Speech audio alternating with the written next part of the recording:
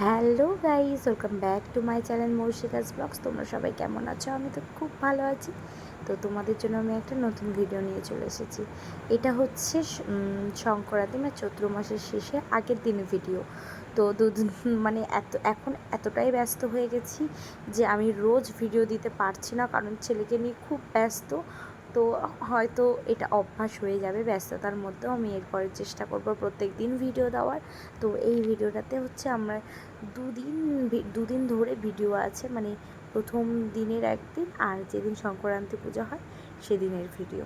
তো দুটো একসাথে না দিলে একটু বড় টাইপের ভিডিও হচ্ছে না, কারণ আমি তার আগের দিনে কোনো ভিডিও করতে পারিনি, অল্প একটু ভিডিও করেছিলাম। তো সেটাই আমি তোমাদের সাথে শেয়ার করছি। তো লাস্ট পর্যন্ত অবশ্যই আমার ভিডিওটি দেখো, আর ভালো লাগলে তো একটা লাইক এবং সাবস্ক্রাইব অবশ্যই হবে। তো দেখো এখন কি যে আমি বলছি, একাই বক বক করছে, আমি বুঝতে পারছি না। কারণ হচ্ছে সেদিন আমার ননদের বর বাচ্চা কাচ্চা সবাই এসেছিলো, তাই আমি ভয়েস ওভার দিচ্ছি। তো চলো দেখতে থাকো। দেখো আমরা এখন চা খাচ্ছি বিকালবেলা সন্ধ্যাবাতি দিয়ে আসার পরে। এই দেখো হ্যালো ফ্রেন্ড, বাবা হাই হাই করো, হাই করো। আর কয়েকদিন পরে আমার ইন্ট্রো এটা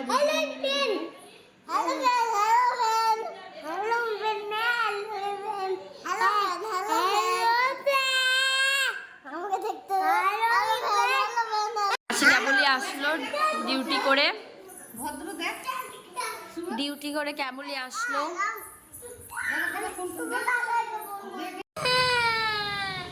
দেখো বাবার সাথে যাবে বলে কান্না করছে, তো আবার মাটিতে বসে।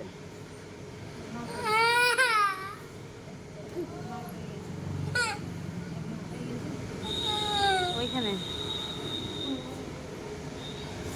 আর এখানে পেতনু। ও বাবা বাবা, একটু ভিডিও করি। শোনো বাবারা, আমি ঘুরে বেড়াচ্ছি, হেঁটে বেড়াচ্ছি, আমার পিছনে হেঁটে হাঁটছে। এখনই কান্না করছিল, দেখো এখনই উঠে গেছে। আবার বলে আমি আমি মানে আমাকে দেখাও না। কি করছে? চুপ চুপ। ও মা, দাঁড়াও আবার দাঁড়াও, ছবি তুলে নিব আমি একটা। দেখো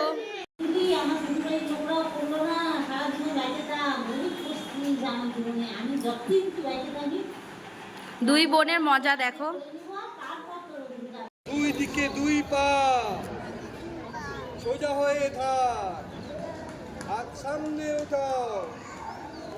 নিয়ে স্কুলে গেলাম, স্কুল থেকেও আবার চলে আসলাম। তো ভাবলাম চলো একটু ভিডিও করা যাক। স্কুল থেকে এসে ছেলেকে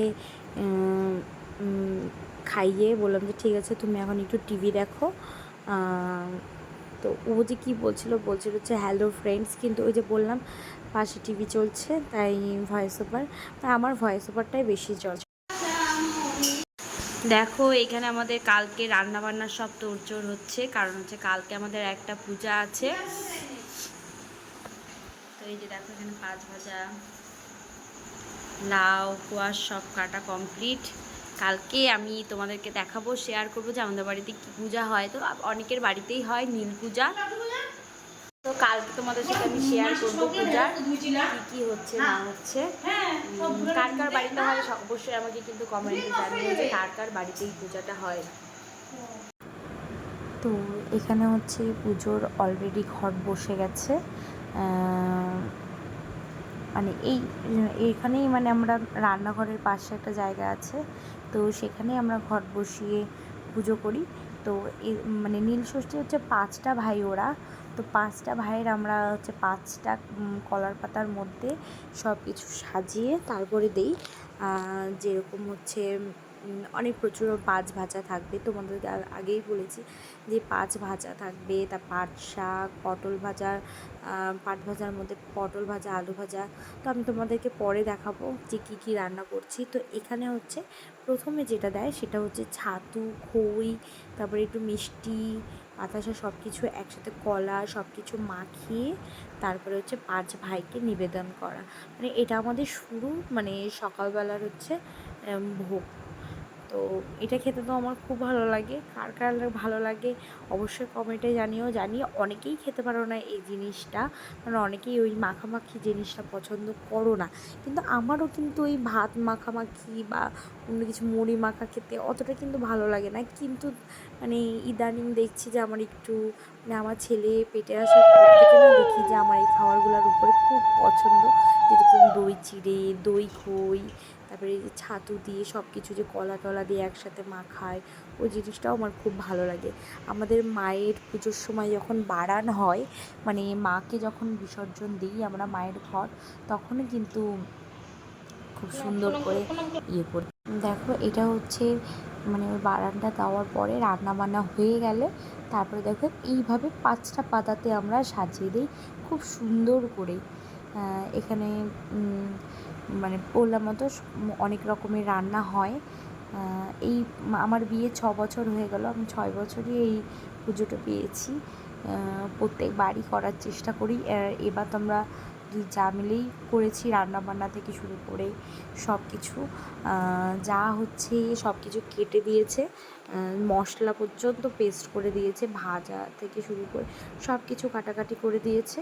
আমি রান্না করেছি আর পুজো দিচ্ছি এখন। তারপরে তো এখানে আমি এই বছরটা হচ্ছে আমি নিজের হাতে পুজো দিব। আমিই করি, পাঁচালি টাচালি বেশিরভাগ সময় আমি পড়ি। এদি তারপরে তো শুরু হবে আবার সেই বৈশাখ মাসের হচ্ছে মঙ্গলচণ্ডী পূজা। তো এখানে সবার প্রথমে আমি ঠাকুরকে নিবেদন করে নেব ভোগ, তারপরে পাঁচালি পড়ব। চলো দেখতে থাকো। তারপরে এখানে প্রত্যেকটা পাতায় হচ্ছে নিবেদন করলাম ফুল, তুলসী পাতা সব কিছু দিয়ে। তো আমি হচ্ছে পরের ভিডিওতে জানাবো যে কেন আমাদের মাছ দেয়। তো এবার এই ভিডিওতে যদি আমি এত কিছু যদি গল্প করতে যাই তাহলে অনেক লং হয়ে যাবে ভিডিওটি, তো কিছু করার নেই।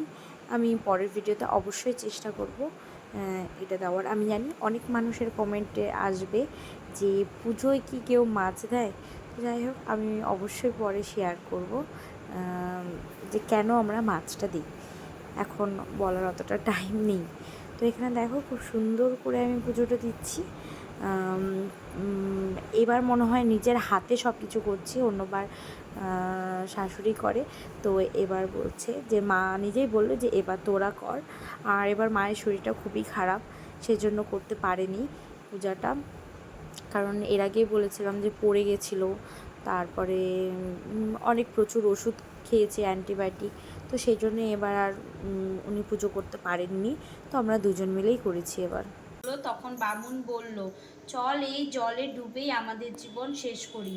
বংশ রক্ষার জন্য যখন একটি ছেলেও রইল না, তখন বেঁচে থেকে আর কি ফল কি? এই কথা বলে তারা নদীতে নামতে লাগলো। এমন সময় মা ষষ্ঠী এক বুড়ির রূপ ধরে এসে বললেন, ওগো বাছারা, তোমরা আর বেশি দূরে যেও না, আরও দূরে গেলে ডুবে মারা যাবে।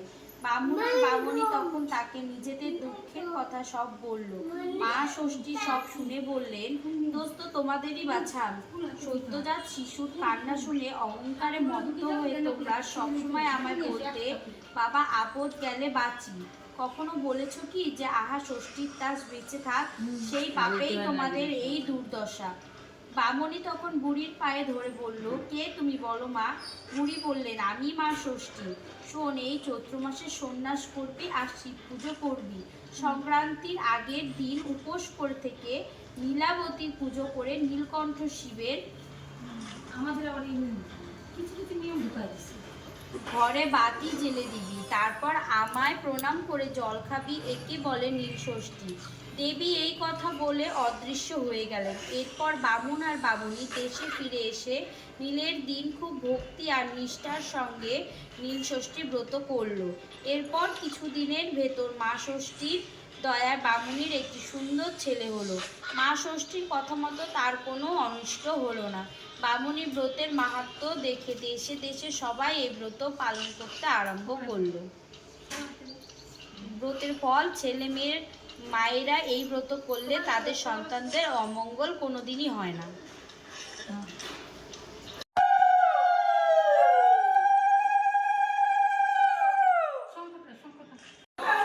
এই যে আমাদের পূজা এখানে হয়ে গেল, এখন ঠাকুর সেবার জন্য আমরা এখন সবাই মিলে বাড়ির বাইরে যাব।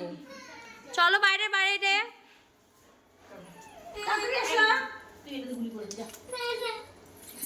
আমরা এখন সবাই বাইরে চলে আসছি, ওখানে ভোগ দিয়ে।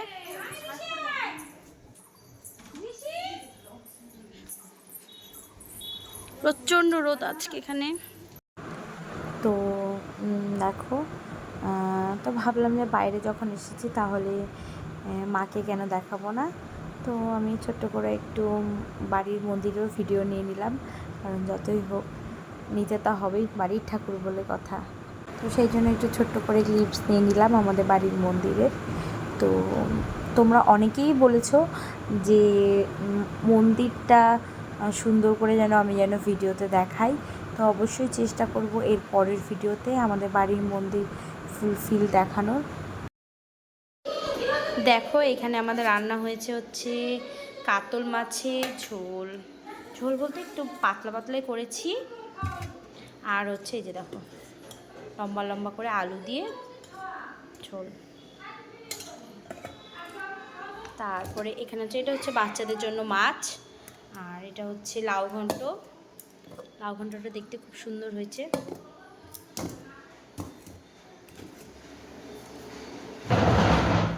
তারপরে এটা হচ্ছে আম ডাল। 3 রকমের ডাল করতে হয় আমাদের। এটা হচ্ছে আম ডাল, এক এক করে নামাই করে দেখাই। এটা হচ্ছে তিতা ডাল, মানে করলা দিয়ে ডাল।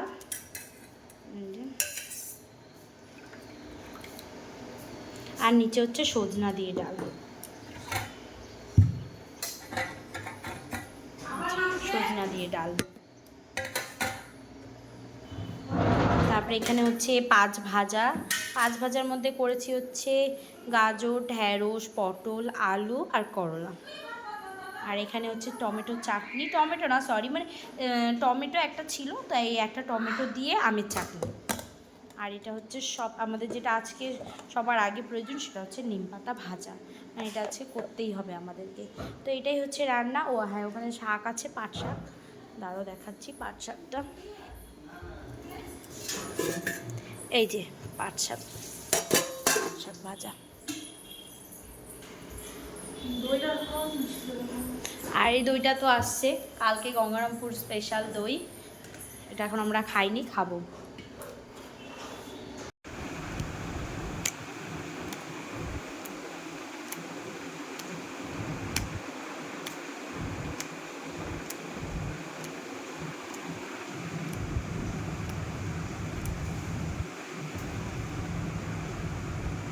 এখানে ছেলেকে ঘুম পাড়াচ্ছি, দেখছো চোখটা কেমন মিটি করে করছে। ঘুমাবে কিন্তু না।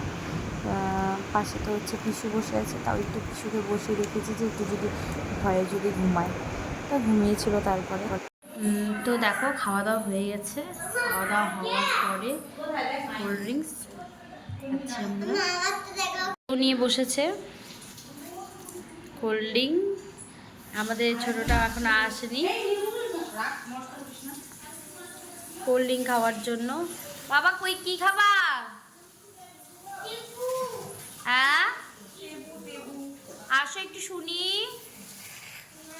কোল্ড ড্রিঙ্ক খাবা? কোল্ড ড্রিঙ্ক খালি এখানে আসো। দাদার খাওয়া কমপ্লিট কোল্ড ড্রিঙ্ক। দেখো আজকে বাইরে এতটা রোদ, দেখো এখনো পর্যন্ত রোদ যায়নি। অলরেডি 4:30 4টা বাজে, তাও রোদ যায়নি।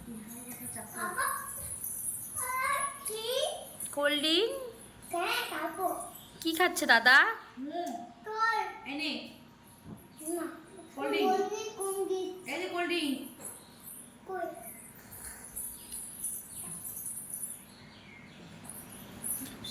কি খুশি, দেখো কোল্ড ড্রিঙ্ক খাচ্ছে।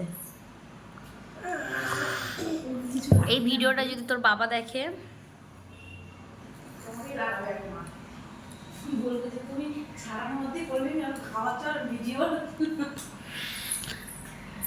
আমরা বেশি দেইনি, আমরা অল্প একটু দিয়েছি।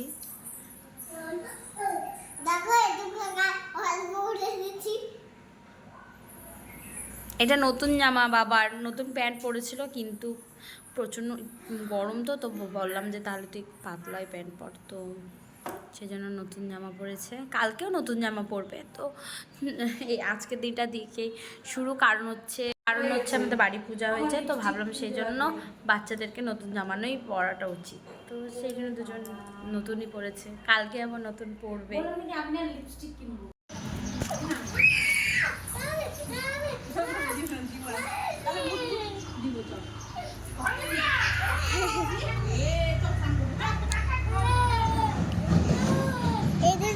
এদিকে দেখো, সেই যে বড় বাচ্চাটা কান্না করছে মিনিমার কাছে যাবে বলে। এদিকে দেখুন কেমন ছিল এটা।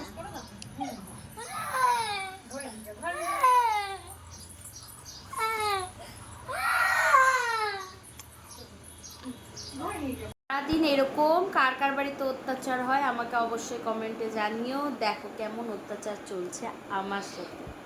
একজন এখানে, তাও তোমাদেরকে আমি ব্যাক ক্যামেরায় দেখাই। এখানে একজন কি কাটছে বাবা? আলু আলু আলু। এটা কাটু ও কাচু। কাটু দিয়ে খাচ্ছে বুঝলে না।